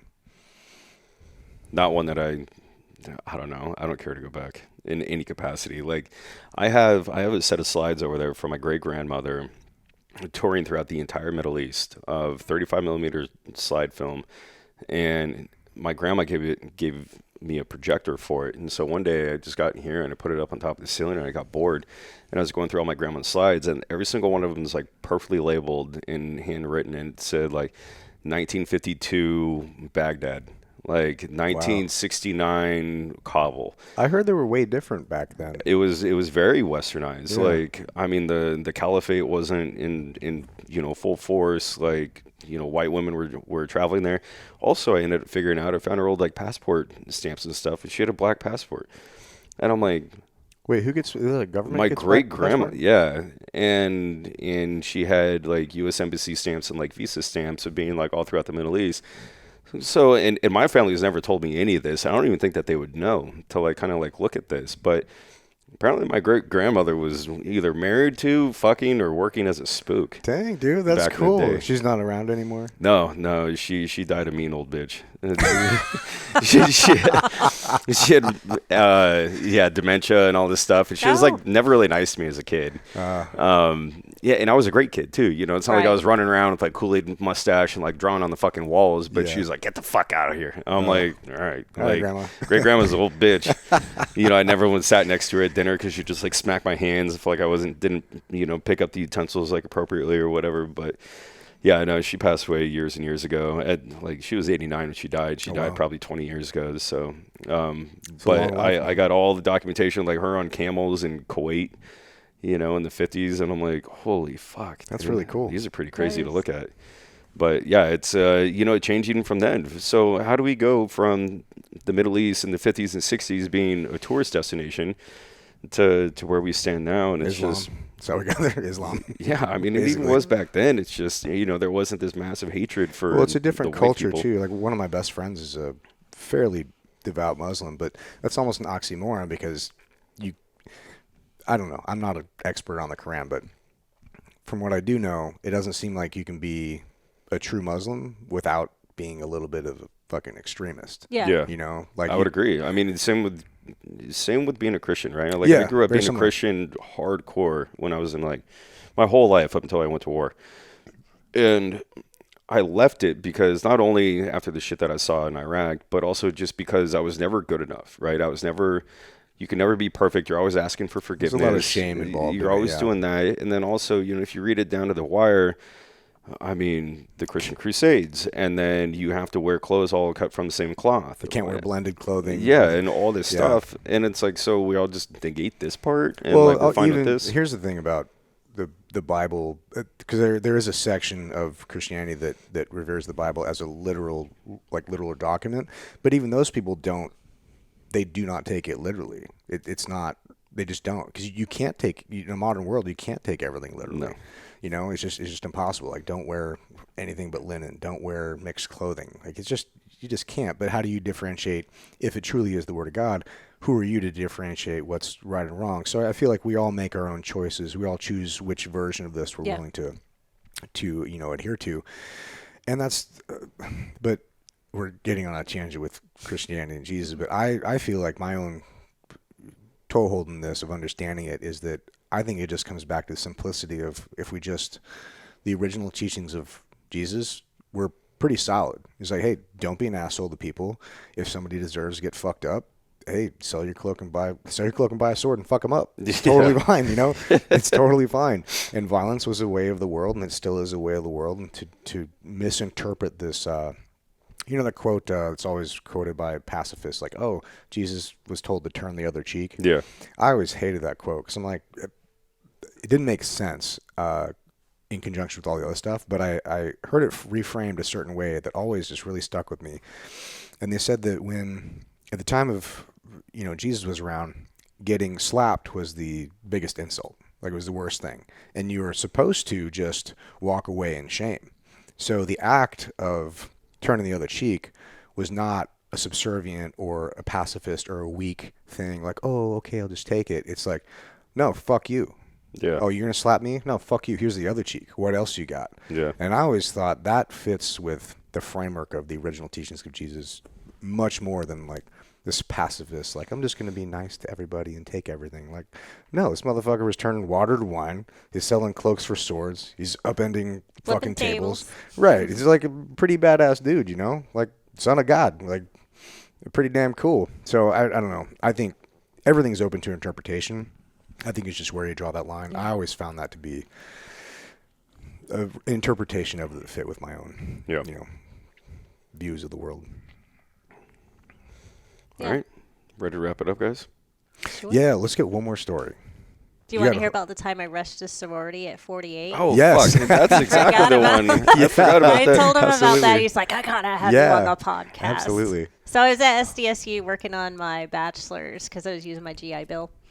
And my mother was part of a sorority at Florida State. And so it was right at the beginning of the semester, and in the quad, all the sororities had set up their tents, and it's called recruitment now. It was called Rush when my mom was doing it.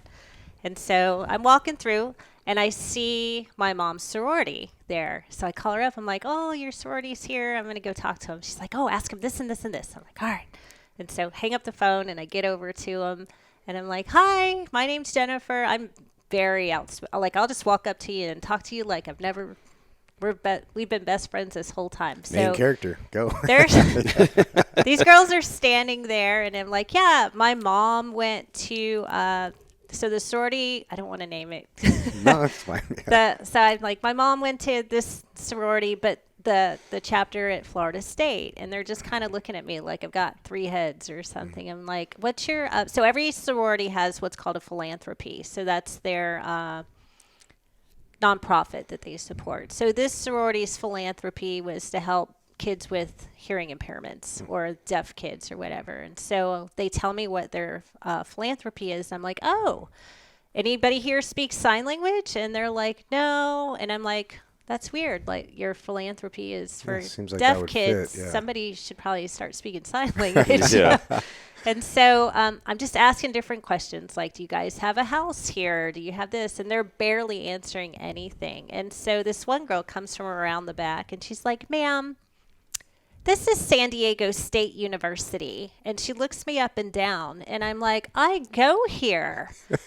And so she's like, well, yeah, if you'd like to have your daughter come talk to us, that'd be fine. And I'm like, okay, let me go find her. And so while I'm standing there, I'm on my phone, like texting people, and these other girls come up, and they're asking all the exact same questions I just asked, and they're answering them like they're the very best of friends. And I'm like, fuck these bitches. So I go around, and there's a tent set up that's called the Panhellenic tent, and that's the tent that oversees all the sororities. So I walk up, and I'm looking at everything, and this girl's like, can I help you? And I'm like, yeah, I was just wondering, can you join a sorority if you're married? She's like, yeah, we take anybody. And I'm like, is there an age range? Like, is there an age limit? And she's like, no, ma'am, your daughter can join just fine. And I'm like, very well. So she hands me the packet. She's like, is your daughter here today? And I'm like, no, she's homesick. I'm going to take these home to her and give them to her. She's like, okay. So I go around the corner. I call my mom. I'm like, let me tell you what these fucking bitches just did to me. And so she's like, you fucking do. Like, so we're both like going, my mom didn't cuss like that, but she's mad. So now she's called the sorority at Florida State. Everybody's writing a letter for me. So I'm called what's a legacy. So by default, doesn't matter.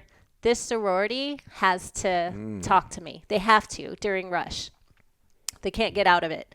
And so the whole entire sorority that the class that my mom went through, all wrote me these letters. And I had a Marine Corps lieutenant that was also at the same sorority at a different school. And so she writes me a letter too. So I fill out my packet. I do the whole thing. I send it in. They're forced to talk to me for 3 days.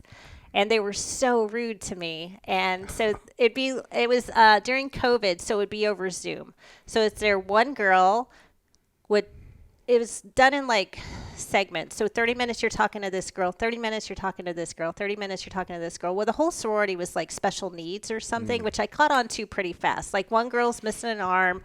The other one's like walking with a limp. And I'm So like, what the fuck do they mean to you? I don't know. Like, all right, let's go swimming, girl with one arm. First of all, That's part had of you Russian. answered my question. So I end up on a Zoom call, and it's this one girl, and she's literally bouncing on the bed the whole time. Her ADHD is like off the charts. I've never seen anything like it. Can't sit still. She's we're on this Zoom. It's me and 2 other girls. And so she's like, tell us a little bit about yourself, Brianna. And so Brianna starts talking. I don't know if that's her name.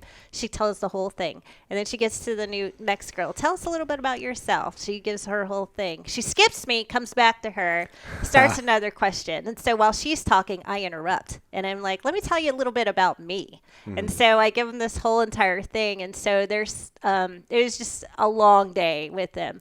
Second day, I also got picked up by another sorority. So when you turn in your application, the sorority that I'm going for has to talk to me for 3 days. They don't have to accept my bid or give me what's called a bid, but they have to talk to me. And then I got picked up by 2 other sororities. So I'm talking to the 2 other ones. I'm not even interested. I'm answering their questions. And then by day 2, now I'm really getting mad, right? So they're like firing stuff at me. I'm interrupting them. I'm just being completely just a bitch. And I know they're not going to give me a bid. And it's not the point. I just want to make my point here. But this third sorority's dropped me. This other one's like really talking to me. And I start telling them stories about Iraq. I tell them about the time I was doing pap smears. Oh, there's another story for you. We'll get to that in just a second. Okay, so you kind of need that one. There's a doctor in the Navy that was on The Bachelor. And he was the medical officer on the Macon Island. And so he would come into our clinic here at 32nd Street, and none of the girls on his ship would let him examine them because who he was. Like, who wants the Bachelor to look at their hoo-ha or whatever? So he would have me do all of his girl exams. I'm pulling out IEDs. I'm doing all the things. And so I'm telling them those stories about how, because that was one of their lines. They have this whole rehearsed thing of, we love to sit around and watch The Bachelor, and we're all going to be in each other's weddings, and she's going to be my maid of honor, and they're going to, there's all this whole rehearsed. And then you find out later they all hate each other. Like, none of them like each other. Sounds like a sorority. Yeah. So I'm picking up on these key-in things, and I'm like, well, I'm bored. It's COVID. Nothing's going on. My husband and his friend have shut off the water to our house because they're putting in a tankless water heater. So I can't take a shower for a couple days. I'm bored. I'm mad. It's hot. We're just going to have some fun. So I start throwing stories at him about Iraq and all this other stuff. And so by now, these ones here are barely talking to me anymore. And these ones here want to hear all the stories. Like, we have to know all the stories. So day 3 comes around. You get your bid. And I only got the one bid from this house, not from this one. And so, they went away. So they reached out to me and they're like, you have to join. And I'm like, I am so not interested in this. And they're like, you have to. I'm like, all right, I'll do it. Why not? Who else has ever done this? So I ended up joining their sorority. I know all the signs. I know all the secret passcodes. I have all of it, but I didn't participate in any of their stuff. Like, oh man, it's such a missed opportunity. I know. Like, Frank the Tank, dude. Literally. So we're about halfway. I don't know if you've been through my Instagram yet, but there's a thing on there where if you scroll down into it, somebody stole the letter off the house, the alpha. So the sorority is Alpha Gamma Delta. Somebody stole the alpha off the house, and I was convinced I could figure out who it was. So I talked to my husband. I'm like, I think we can go get it back. Sleuthing it up. Oh, yeah. So we get a group of team guys together. We're going to go find it. We're going to go get it. So the plan was I was going to knock on the door and play the middle-aged, desperate, like, I need your help. I got a flat tire, whatever. And the guys were going to come in the back door, like all black op. We're doing it during a frat party, too. Like, we had this whole thing planned out. But the girls would never tell me which house it was because they were scared they were going to get in trouble for us stealing. And I'm like, first of all, they stole from us. We're going to get it back. Well, I called there's an advisor, like a mom, if you will. So I called her, told her what the plan was, and she's like, do it. But they wouldn't ever tell me what the house was. So never got to execute on it? Never got to execute it. But we were all in. I was so excited. Got the blacked out van. Yeah. We were so ready. Like, I'd gone out, gotten sheets. Like, we're doing it. We're going live. Zip coast pepper spray. That's all you need. Yeah, dude, the whole thing. So we did that. And then at the very end, when you're graduating, they have what's called your last will and testament. You get up in front of the whole entire house and tell them, like, I'm gifting this to this person. I'm gifting that. I didn't have anything to gift except advice. And so I got up there and I'm like, listen, I'm a mom, but I'm not your mom, and I need you guys to just start hoeing it up because I'm very disappointed in all of you that none of you have ever come up and asked me to take you to the abortion clinic. I don't understand what's going on here. It's not nearly enough STDs going on around here. You guys need to step it up. And I can treat you. These are rookie numbers. Let's go. I got a standing ovation, and then I walked out, and they called me later that week and asked me to be an advisor. So I was one of their advisors for a year, and then I just kind of walked off. I'm like, okay, I've had enough. No more sorority chicks. Dude, this makes me so badly because I've already been entertaining the idea of going to San Diego State for my master's in you film got to production. rush a fraternity. And that's kind of what I was thinking of doing is just rushing a fraternity. Dude, you should do it. But you got to be careful because they get kicked off campus a lot. So you need to find one that hasn't been kicked off campus in a while and then get them kicked off campus. Well, you got to get a good thing or a bad thing? You got to get a it's red good Camaro for you. before you do that too. You got to get a red dragon. To go off the bridge in the end. I don't know. It sounds like a halfway decent idea. I mean, I don't know how much of that shit I would want to participate in. Like, if there's anything like off campus or whatever. But there's like a frat party. Like, although I don't even know that my wife would let me go. You're like, you're not going to a frat party, but also she knows. You can though, she because knows you can I'm like take her. Not a frat whore. I'm not fucking taking my wife to a fucking frat party. I know better than that. I'm gonna end up beating up everybody. Yes, they're not. I've never been to one, but they tell me what happens at them, and I'm like, this is so lame. Like, really? You guys suck so bad. I'm not ever going to one of those. Because think of the level of poaching you can do out of that, right?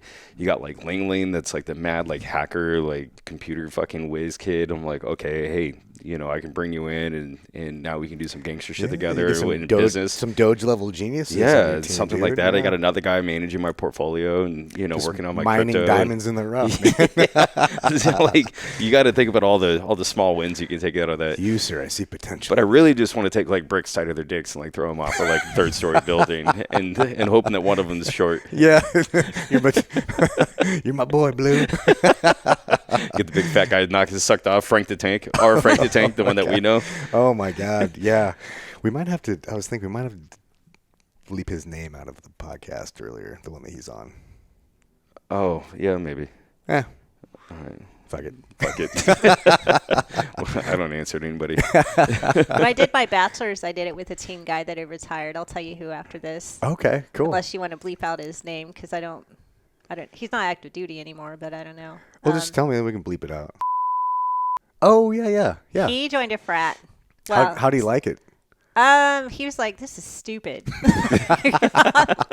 So I think he was trying to join. His son and wanted him to join the same frat house that he had joined. So they were actually in school together. Oh, wow. And so you'll have to ask him how it went down. I'm not quite sure. Yeah, I'd be curious about that. He was like, this is stupid. But there's so many Think of things the podcast stories we can get out of me being in a fucking fraternity at the age of 38. Yeah. Well, I did it at 48. So. Yeah, see, and also I just realized, too, my dad was in a fraternity both in his Well, both of his master's programs at USC, and then his bachelor's degree at Rose-Hulman, which is in IU. So it's their engineering school.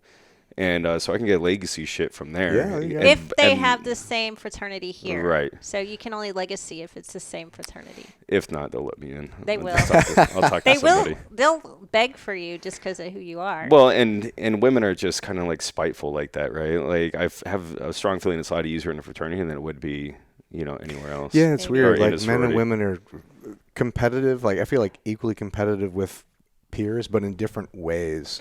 Yeah, we're not. Men are more physically We're more shit talking as opposed to like talking behind your back. Yeah. But even then, it's like all in good fun. Like Nikki brought that up the other day, and I was like, that is not what a dude would do. No. Talking about like female drama and all the backstabbing shit. Oh God, no. Much more upfront about shit. Hey, you're an asshole. Yeah. I disagree. Like, Let's fight. I mean, you don't fucking do that again. All right. Yeah, that's fair. Thanks for the advice, guy. I'm going to disagree. Yeah. Yes, in the military, but the civilians, no, they're very. Yeah, that's true. Unless it's because they're beta, but yeah, they're. Yeah, as we learned. I wonder what that would be like too, because when I was younger, that would have been a perfect environment for me. I'd be like, oh, dude, I'm gonna slay. This is gonna be so fun. But now I'm like, man, I just don't know if I'd want to do any of the stuff. Maybe I'd like to hear the stories or like hear about it, but I don't really want to partake in anything. Now I'm definitely old enough to like work my way through the bullshit. I'm still getting my grades. I'm still getting my education. But now I just kind of get to watch. Like it's like fucking watching Bachelor in Paradise, right? Like you just get to watch this shit show unfold before your eyes. It is entertaining. And you don't have to participate. You can just watch fucking the world burn. That's how I feel like living in PB, because we live in North PB, which is like, we're about 7 blocks from the shit show on Garnett. And so we're just past stumbling distance. So nobody's like passing out in our front yard, which is nice. But we want to like tie it on and go have a day drinking. I don't hang out in PB at night anymore. No. But during the day, sometimes we'll go out, and it's so entertaining just to be sitting in a bar with my wife, and we're just like, holy shit, what's going on over there? Oh, look at that stuff. It's just great people watching. Yeah, it is. I come up with storylines, and Nikki's like all the hearing for me, and then I notice all like the intricacies of things. I'm like, oh, so and so just slipped a baggie to his buddy over there that's gonna go over here. Totally. And then Becky is over here talking about so and so, and Nikki fills in all the words for me, and then I fill in all of like the mannerisms and like body language.